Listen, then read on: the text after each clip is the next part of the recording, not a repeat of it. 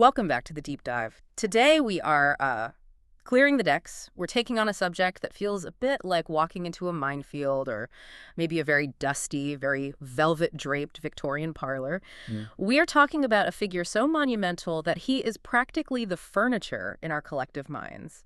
You know the name, you've definitely used his terminology, probably without even realizing it. Oh, for sure. But usually when we talk about Sigmund Freud, it's a caricature. It's the cigar, the couch, the obsession with sex, and maybe, a joke about slipping up and saying what you really mean. It is remarkably easy to reduce Freud to a punchline today. He's sort of become the meme of the bearded guy asking about your mother. Right. But if we peel back those layers of pop culture, and that is exactly what we are going to do today, we find a thinker who fundamentally, altered the human self-image. How so? Upon his death in 1939, the New York Times didn't call him a pervert or a fraud. They called him the most effective disturber of complacency in our time. Disturber of complacency. I love that. It sounds like a badge of honor. It absolutely is. Uh-huh. And that is really the angle we need to take today. Yeah. We aren't just looking at a Victorian doctor with some, weird ideas. We're looking at the man who told us, for the first time really, that we are strangers in our own house. That is such a chilling way to put it. Strangers in our own house. The idea that there are forces driving us, driving our decisions, our loves, our fears that we simply cannot see. Exactly. And we have a massive stack of material to get through today to understand this. We've got biographical records, we've got his own dense writings on the structure of the mind, and crucially, we have modern psychological research that puts his theories to the test. Right. We're going to find out what holds up and what really, really doesn't. Yeah. The mission here is to move beyond the memes. We want to understand how Freud revolutionized the way we look at human nature. Whether you agree with him or not, you simply cannot understand modern psychology, or really, modern culture, literature, or film, without grappling with his central premise. Which is that we're driven by unconscious forces. That's the one. So let's start where it all began, the man behind the theory. Because with Freud, more than perhaps any other scientist, his biography seems to become his destiny. You can't separate the man from the psychoanalysis. Really can't. He was born in 1856 in Moravia, which is now the Czech Republic. And right from the jump, the family dynamic is, well, let's call it intense. Intense is the polite way to put it. It is the classic setup for what he would later describe in his theories. Yeah. His father, Jacob, was a wool merchant. He was 40 years old when Sigmund was born. 40, so quite a bit older. Yes, and he was strict, authoritarian, and relatively unsuccessful in business. Freud later admitted he felt a lot of hostility and jealousy and anger toward him. He was this distant, imposing figure who represented the law but couldn't quite provide the security. But then you have the mother. Amalia. She was Jacob's second wife, and she was only 20. Wow, half his age. Exactly. She was attractive, she was extremely protective, and she absolutely unequivocally adored Sigmund. The golden child dynamic. Precisely. She called him her golden Siggy. Freud actually wrote later in life, and this gives you such insight into his self-image, that a man who has been the indisputable favorite of his mother keeps for life the feeling of a conqueror. The feeling of a conqueror. That confidence, that unshakable belief that he was destined for greatness, it fuels his intense ambition. It came straight from Amalia. He felt he was special, and that feeling never left him. There's this detail in the source material that just made me laugh and cringe at the same time. It illustrates this dynamic perfectly. The family had to economize, right? They weren't wealthy. No, not at all. They struggled. But Sigmund was the genius, so he got a room of his own with an oil lamp. The oil lamp versus the candles, yes. The rest of the family, his parents, his sisters, they had to use candles. But Sigmund, the golden Siggy, needed the high-quality light for his studies. And it gets worse. It does. Yeah. His sisters weren't even allowed to practice the piano because the noise might disturb his thoughts. Can you imagine the whole family literally sitting in the dim light, in silence, so that one child could work? It paints a vivid picture, doesn't it? It really does. It explains a certain level of, let's say, narcissism that persisted throughout his life. He resented his siblings, he viewed them as competitors for his mother's affection, and clearly he won that competition. And of course, he ends up building an entire theory, the Oedipus complex, around a boy wanting to possess his mother and displace his father. Exactly. When you look at his childhood, it's hard not to see it as the blueprint. It really makes you wonder how much of universal human nature was just Sigmund Freud's specific living room? That is the eternal question with Freud. Hmm. How much is objective observation and how much is autobiography? Mhm. And that's a question that follows his entire career. But before he became the father of psychoanalysis, he had a bit of a detour involving a substance that we definitely don't associate with responsible medical practice today. They did not. We need to talk about the cocaine episode. Oh, this is the part that usually gets left out of the high school textbooks. For good reason, I'd imagine. Absolutely. This is a chapter Freud tried very, very hard to bury later in life. You have to remember, in the late 19th century, cocaine was not yet illegal. It was a new, novel substance from the colonies, and scientists were just starting to explore its properties. So it was seen as a legitimate medical substance. And for a brief time, yes. Freud started experimenting with it in medical school and became convinced it was a miracle drug. When you say miracle drug, what did he think it did? Everything. I mean, literally everything. He thought it cured depression, indigestion, fatigue, even morphine addiction. He used it to treat his own bouts of melancholy. He was so enthusiastic, he sent it to his sisters, his colleagues, his friends, And his fiancée? and his fiancée, Martha. He was writing these very passionate, sometimes erotic letters to her while he was on it, talking about how it gave him these grandiose dreams of their future together. That's incredible. He was basically a one-man marketing campaign for cocaine. He was. And the tragedy is that he published a paper in 1884 called Über Coca, praising its benefits. Thinking this was his ticket to fame, he thought he had discovered the panacea for human misery. And instead? Instead, he unwittingly contributed to a massive cocaine epidemic in Europe and the United States. He was heavily criticized by the medical community for unleashing a plague. It was a professional disaster, a huge embarrassment. So he spent years trying to erase that endorsement from his bibliography. He did, but, and this is a key detail, he kept using it personally until he was in his 40s, so into middle age. Wow.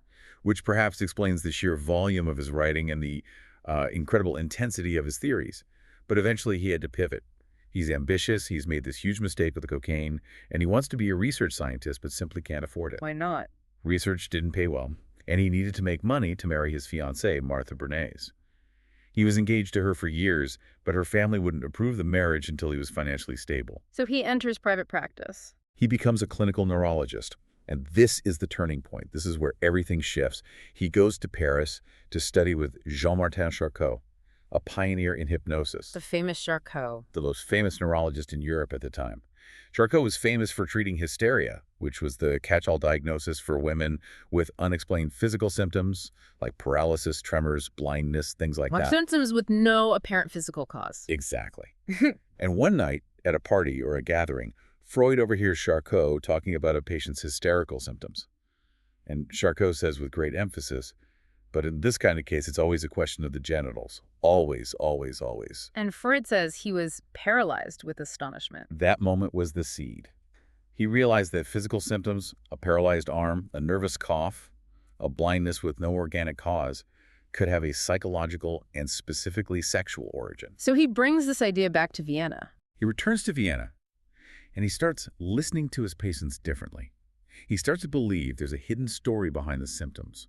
And from that insight, he starts building the engine room of the mind. Let's unpack that engine room, because Freud didn't just talk about feelings in a vague, poetic way. He tried to map the mechanics of the mind. He saw it as an energy system, almost like a steam engine or a hydraulic pump. Right. You have to look at the context of his time thermodynamics, was the big new science. People like Helmholtz were describing the conservation of energy in physics. Freud wanted to do the same for the psyche. A physics of the mind. In a way, yes. He viewed the mind as driven by instincts. He defined an instinct not just as a behavior, but as a bodily need that gets transformed into a mental wish. Can you give an example of that? Sure. So you have a physiological deficit, say, your body's cells are low on water. This creates a state of tension. The mind interprets this tension as thirst and creates a wish to drink. The entire goal of the personality, in Freud's view, is homeostasis. We want to reduce that tension. We want to get back to zero. And he grouped these instincts into two massive opposing forces, the life instincts and the death instincts. The life instincts, which he called eros, are the ones you'd expect. The drive for survival, for food, for water, and for sex. And it's important to say that Freud defined sex very broadly here. Right, it wasn't just about the act itself. Not at all. It was basically the pursuit of any bodily pleasure. Yeah. The energy for all of this is what he famously called libido. So libido is the fuel for everything creative, everything that builds up and connects us. But later in life, things got darker. Much darker. After witnessing the absolute carnage of World War I, which shattered the 19th century idea of a civilized, rational Europe, and then suffering from his own painful, decades-long battle with cancer of the jaw, he introduced the death instinct. Thanatos? Thanatos, the god of death. This one is harder to wrap your head around. An unconscious wish to die. It sounds completely counterintuitive. It does. But Freud was looking at biology. All living things eventually die and return to an inanimate state. He argued that on a deep cellular level, there is an unconscious drive to return to that state of no tension, peace, silence, oblivion. So why don't we all just, end it? Because the life instincts, eros, are constantly fighting against it. Yeah. But that destructive energy of Thanatos has to go somewhere. So since the life instincts stop us from just killing ourselves immediately, that destructive energy gets turned outward. Ah, so it becomes aggression. It manifests as aggression, destruction, cruelty, and hostility toward others. War, prejudice, violence for Freud. This is all just the death instinct redirected at the outside world. So we are literally torn between creating life and destroying it. That is a heavy baseline for a personality theory. It is incredibly pessimistic. He didn't see humans as these noble creatures striving for light. He saw us as biological animals barely containing these massive warring energies. And to manage these instincts, Freud proposed his famous structure of personality, the iceberg. The iceberg. Everyone knows the image, but the details are what matter. Right. Walk us through the levels again, because I think the nuance gets lost. Okay, so imagine the mind as an iceberg. The tip, the small part you can see above the water, is the conscious. That's what you're aware of right now. Yeah. I'm listening to a deep dive, I'm driving my car, my foot itches. It's your immediate awareness. Simple enough. Just below the surface of the water is the preconscious. Think of this as your memory. It's stuff you aren't thinking about right now, but you could easily pull it into consciousness if you want to, like what you had for dinner last night or your middle name. But the massive bulk of the iceberg, the part deep underwater, the part you can't see. That is the unconscious. Yeah. And for Freud, this is where the action is. This is the repository of those dark instincts, the passions, the repressed memories, the trauma, the forbidden desires. We can't see it, but it is steering the ship. And inhabiting this iceberg are three characters. A cast, if you will, the id, the ego, and the superego. I like to think of them as a very dysfunctional family living inside your head. Or maybe the cast of a reality show where no one gets along. That is a very fair description. They are in constant conflict. Let's start with the id. It's the only part of the personality that's present at birth. It resides entirely in the unconscious. It's pure instinct. Pure, raw, primal instinct. I call it the spoiled brat of the personality. Because it wants what it wants, and it wants it now. Exactly. It operates on one principle and one principle only, the pleasure principle. It wants immediate gratification of its urges, and it hates pain or tension. It doesn't care about reality, morality, logic, or anyone else's feelings. It has no patience. So if it's hungry, it screams. If it's angry, it strikes. If it desires something, it demands it. It uses what Freud called primary process thought, which is childlike, illogical, and based on fantasy. If you're hungry, the id can just hallucinate an image of a burger. But that doesn't actually feed you. Of course not. The id can't distinguish between the fantasy and the reality. It gets temporary satisfaction from the image, but the bodily need remains. This is obviously a problem if you want to survive in the real world. You can't just hallucinate a burger and be full. You need to actually interact with reality, enter the ego. The ego develops precisely because the id's method doesn't work. The ego is the rational master, or the traffic cop, of the personality. It spans the conscious, preconscious, and unconscious levels. And it has a different operating principle. Yes, it operates on the reality principle. Yeah. It doesn't necessarily disagree with the id's desire for pleasure, but it understands that you have to find a realistic way to get it. It knows you have to wait for the right time and the right place. So it's the planner. It's the planner. It uses secondary process thought, reason, problem solving, planning, judgment. It might see that you're hungry and think, okay, the id wants a burger. I will make a plan to go to the store, buy ingredients, and cook a burger. It finds a socially acceptable outlet for the id's energy. Freud used a great analogy for this relationship. The rider and the horse. Yes. The id is the horse, this massive source of brute power and biological energy. The ego is the rider. The rider's job is to guide, check, and rein in the powerful horse. But the horse provides all the power. Exactly. The rider has no energy of its own. It borrows it all from the id. And if the rider loses focus, or if the horse is too strong and wild, the rider is just along for the terrifying ride. So the ego is ultimately trying to serve the id. Yes, that's a key point. The ego isn't the id's enemy, it's executive. It's trying to get the horse where it wants to go, just safely and effectively, without crashing. And then, just when the ego thinks it has things under control, trying to manage this wild horse, the third character shows up, the superego. The moral compass. This develops last, around age 5 or 6. It's essentially the internalization of your parents' rules and society standards of good and bad. It's our conscience. It's our conscience, but it's more than that. It has two parts. The conscience is the part that stores all the behaviors you were punished for. It makes you feel guilt. The second part is the ego ideal, which stores all the behaviors you were praised for. It makes you feel pride. So it's constantly judging the ego's actions. Constantly. But the superego isn't reasonable either, right? It's not like the ego. No, and that is a crucial distinction. The superego does not strive for reality. It strives for moral perfection.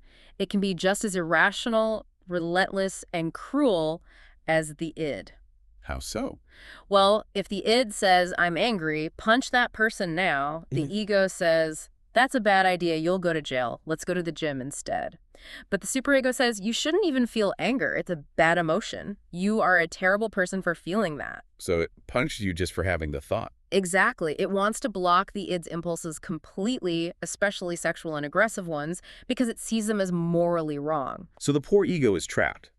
It's pressured on three sides, as Freud famously said. It's battling the id's primitive impulses, the superego's impossible standards of perfection, and the actual dangers of the real world. What a terrible job. It's an impossible job. Yeah. And that constant pressure, that strain, that friction, that is what Freud called anxiety. This leads us to the war within. I think this is where Freud gets really relatable. We all know that feeling of anxiety, but Freud categorized it. He said anxiety is a signal, a warning that the ego is about to be overwhelmed. Right. He saw it as a danger signal. He identified three types. The first is reality anxiety, which is the most obvious. It's the fear of real dangers in the world. A fire, a hurricane, a vicious dog. It's rational fear. Okay, that makes sense. But the other two are internal. The second is neurotic anxiety. This is the unconscious fear that the id's impulses will break through and take over. It's the fear that you'll lose control and do something impulsive that gets you punished by the outside world. Like blurting out something inappropriate at a formal dinner. Precisely. It's the fear of the id's power. The third type is moral anxiety. This is the fear of the superego. We experience this as shame or guilt. It's the fear of violating our own moral code. So, reality anxiety is fear of the world, neurotic anxiety is fear of the id, and moral anxiety is fear of the superego. You've got it. And when any of these anxieties gets too high, the ego is in danger of collapsing. So it needs a way to cope. It needs armor. These are the defense mechanisms. And this is one of Freud's most enduring contributions. I mean, even people who hate Freud use these terms all the time. They are unconscious strategies. Essentially, they're lies we tell ourselves to protect the ego from overwhelming pain and anxiety. They operate unconsciously, so we don't even know we're doing it. That's the key. They're self-deceptions. If you were aware of them, they wouldn't work. Let's run through the greatest hits. The big one, the one he said was the foundation for all the others, is repression. Repression. It's the involuntary, unconscious removal of painful thoughts, memories, or feelings from consciousness. You just forget. Something traumatic happens, and the ego pushes it down into the unconscious so you don't have to deal with it. But the memory isn't gone, right? No, it's not gone. It's just buried. And it takes a constant expenditure of psychic energy to keep it buried. It's like holding a beach ball underwater. You can do it, but it takes effort, and it's always trying to pop back up. That repressed memory is still down there, influencing your behavior in ways you don't understand. Then there's denial, which is related but different. Yes. Denial is simpler. It's not just forgetting something. It's refusing to believe a reality. It's a denial of external facts, whereas repression is about internal feelings or memories. So the example in our notes of parents who keep a deceased child's room exactly as it was years after they've passed. That's classic denial. The reality is too painful to accept, so the ego just deletes it. Or the person who gets a terminal diagnosis from a doctor and says, the doctors are wrong, I feel fine. Here's one I see on the internet all the time. Reaction formation. This one is fascinating and very counterintuitive. You defend against a disturbing impulse by expressing the exact opposite of what you're actually feeling. The true feeling is too threatening, so you overcompensate in the other direction. The classic example being someone who is terrified of their own sexual urges.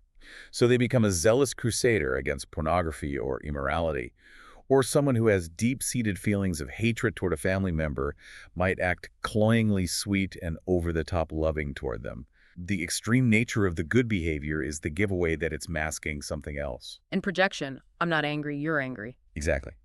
Attributing your own unacceptable impulses, feelings, or thoughts to someone else, it solves the problem for the ego perfectly. I don't have this bad trait, that person over there does. In fact, they're directing it at me. So I don't hate him, he hates me. It's incredibly common in arguments and politics. Then there's regression. Regression is returning to an earlier, safer developmental stage. When faced with stress, an adult might start acting childishly, becoming dependent, throwing a tantrum, or wanting to be taken care of. You retreat to a time when you felt more secure. Rationalization. We all do this. The sour grapes defense from Aesop's fable. Constantly. I didn't get the job, but I didn't want it anyway. The commute was terrible, and the boss seemed like a jerk. You reinterpret your behavior or a disappointing outcome to make it more acceptable to your ego. You invent a good reason instead of admitting the real reason. And then there's displacement. Shifting your impulse from a threatening target to a safer, less threatening one. The classic example. Your boss yells at you. You can't yell back or you'll be fired. That's a dangerous target. So you go home and you kick the dog, or you yell at your kids, or you snap at the barista. The aggression has to go somewhere. It has to be discharged, so it finds the path of least resistance. The person or thing you displace onto is usually innocent, but they're safe to attack. And finally, the only healthy one, according to Freud, is sublimation. Yes, this is the only one he saw as a truly successful compromise. Sublimation is diverting that raw id energy, especially sexual or aggressive energy, into socially acceptable and even valuable channels. Like what? You have a lot of aggressive energy. Become a surgeon, a butcher, or play rugby. You have intense sexual or creative energy. Write a novel, paint a masterpiece, compose a symphony. Freud believed that civilization itself was built on sublimation. How so? He argued that if we didn't sublimate, if everyone just acted on their base instincts all the time, society would crumble into chaos. Art, science, work, culture, all of these are the product of people channeling their primitive drives into something productive. It's a way of taming the id for the good of the group. Precisely. It's the only defense that benefits society. And we should mention that while Freud laid the groundwork here, it was his daughter, Anna Freud, who really systematized these mechanisms in her book, The Ego and the Mechanisms of Defense. She really expanded on his work. She did. She was a brilliant analyst in her own right. She took her father's scattered ideas about defense and turned them into a more structured psychology of how we adapt and protect ourselves. She really is the unsung hero of the structural model. Okay, now we have to wade into the deep end. The part of the theory that makes everyone uncomfortable, the psychosexual stages of development. This is definitely the most controversial part of his entire theory, and the most criticized. Freud believed that our core personality is basically crystallized by age 5. By age 5. Yes. And he believed this development was driven by the libido, that life energy, focusing on different erogenous zones of the body in a fixed sequence. And if you get stuck at a stage, it results in a fixation that affects your adult personality. Okay, let's go through them. He starts at the oral stage, from birth to about 1 year. Right. For an infant, the mouth is the center of the universe. All pleasure comes from sucking, biting, swallowing. The infant is all-eyed. If the baby's needs are frustrated or overindulged at this stage, they can become fixated. And what does an oral fixation look like in an adult? He described 2 types. The oral passive personality is a result of being overfed or pacified too much. They become overly dependent, gullible, swallowing anything they're told. The oral aggressive comes from being weaned too early or frustrated. They develop biting sarcasm. They're argumentative, and they might chew on pens or their nails. Then the anal stage, ages 1 to 3. This is the toilet training era. This is a big deal for Freud, because it's the first time society, in the form of the parents, seriously interferes with an instinctual pleasure. The child has to learn to delay gratification to control their body. It's the first major conflict between the E and the external world. And the fixation here is legendary. It is. If parents are too strict and demanding with toilet training, the child might become anal retentive, stubborn, stingy with money, obsessively tidy and orderly. If the parents are too lenient and messy, the child might develop an anal aggressive personality, messy, destructive, and cruel. And then the phallic stage, Me too. ages 4 to 5. This is where the Oedipus complex comes in. The core of the controversy. This is the stage that defined psychoanalysis for a century. The child's libido now focuses on the genitals. And Freud claimed that during this stage, boys develop an unconscious sexual desire for their mother, Right, and they see their father as a rival for their mother's affection? a powerful rival. But they also fear the father. Specifically, they develop what Freud called castration anxiety, the deep, terrifying fear that the father will find out about their desires and punish them by cutting off their penis. It sounds so wild to modern ears. Where did he get this idea? He believed it was reinforced when the boy sees that girls don't have a penis. In his mind, this confirms that castration is a real possibility. Someone must have done it to them. So how does this drama get resolved? The anxiety becomes too great.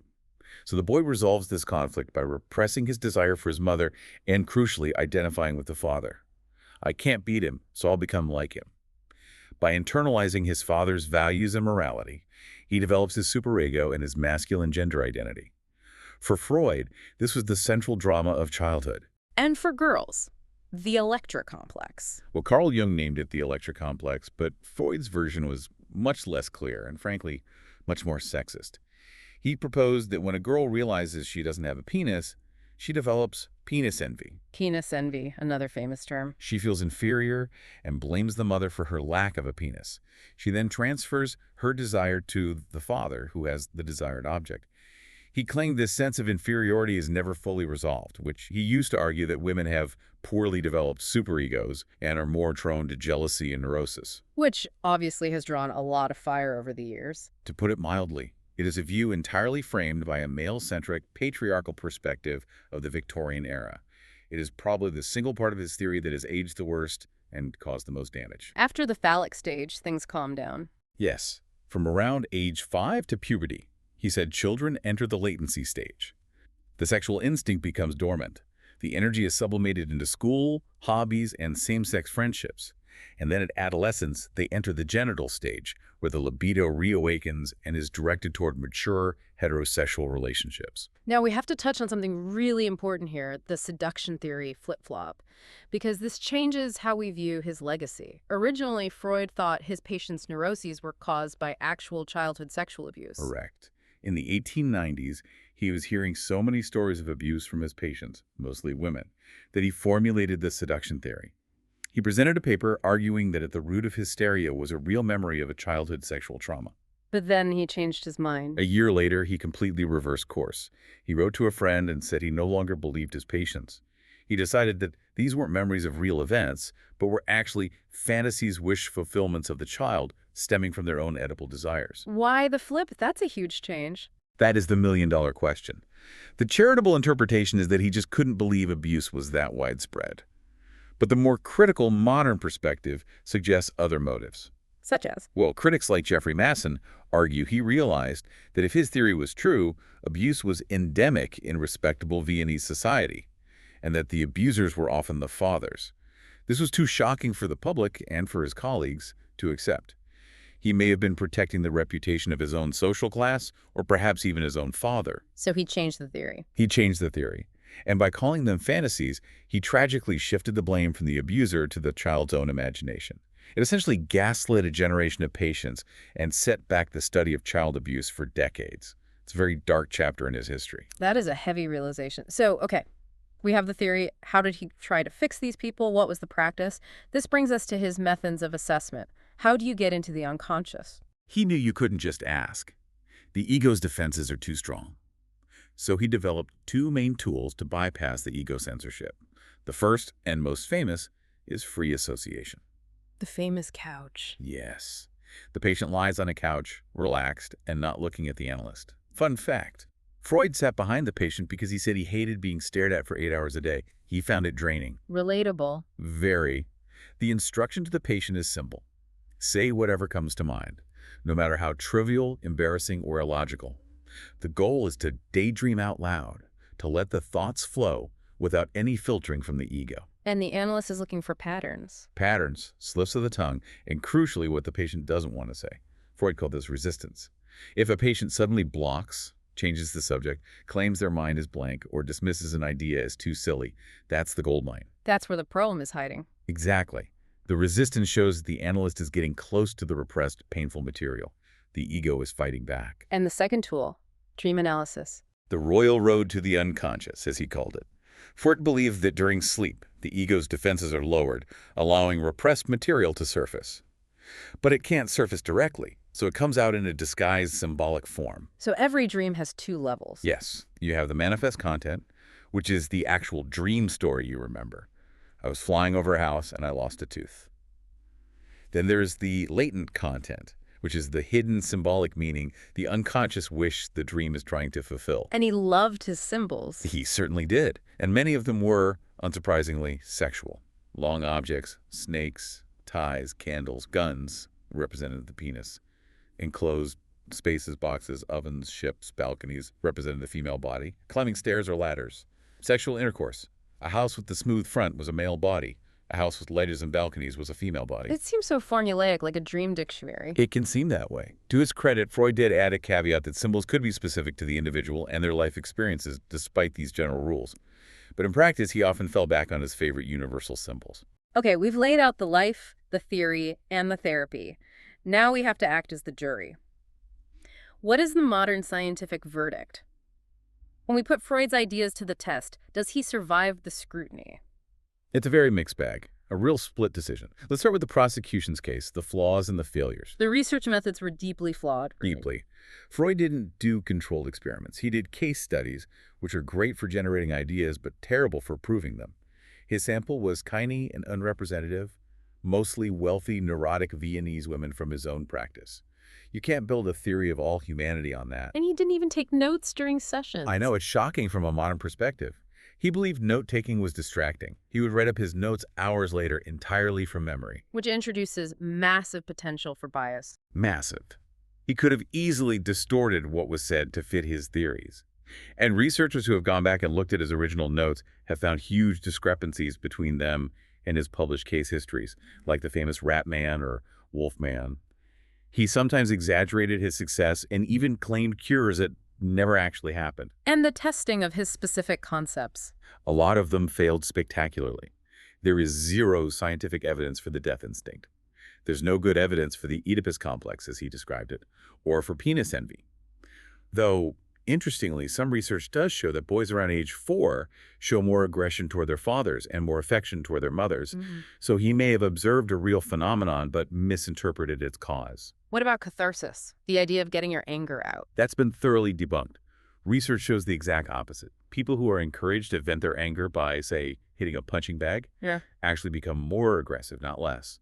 It reinforces the aggressive behavior. Okay, so he's 0 for 3 on some of the big ones. But he must have gotten something right, or we wouldn't still be talking about him a century later. Absolutely. The wins are significant, and they are foundational to modern psychology. First and foremost, the unconscious. The unconscious. Modern cognitive psychology and neuroscience have confirmed beyond any doubt that a huge amount of our mental processing, our perceptions, our decisions, our biases, happens beneath the level of our conscious awareness. The modern term is implicit processing, but the core idea is Freud's. Subliminal perception is a real, measurable phenomenon. There was that fascinating study about Mommy and I Are One. Yes, a truly Freudian study. They took a group of schizophrenic patients and showed them the phrase, Mommy and I are one. Subliminally flashed on a screen too fast for them to consciously read it. And what happened? Those patients showed significant clinical improvement compared to a control group shown a neutral phrase. It suggests that activating that unconscious primal wish for union with the mother had a real therapeutic effect, just as Freud would have predicted. And the defense mechanisms. Many of them hold up very well under scientific scrutiny. Right. We have a lot of empirical evidence for concepts like repression people do forget traumatic events and for projection. Studies show people are very quick to see their own negative traits in others. Displacement is also well supported. Even Freudian slips have some backing. Tell us about the sexy versus electric shock study. This is a clever experiment. They put men into two conditions. One group was made anxious because they thought they were going to get a painful electric shock. The other group was in the presence of a very attractive, provocatively dressed female experimenter. So one anxious group, one aroused group? Exactly. Then they asked all of them to read pairs of words out loud. The anxious men made slips of the tongue related to shock, like saying damn shock instead of shamrock. The aroused men made sexual slips, like saying nude breasts instead of brood nests. Wow. It shows that our internal state, our anxieties, and our drives does influence our speech errors in predictable ways. So he was right about the mechanism, even if his specific interpretations were sometimes way off. So we're coming to the end of our deep dive. When we look at Freud's legacy, it's inescapable. It is.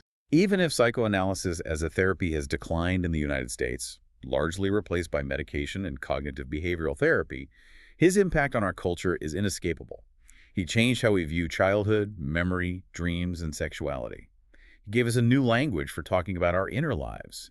He made us realize that we are complicated, conflicted beings. There's a note here that interest in psychoanalysis is actually growing in other parts of the world, like China, and also via online therapy. It is.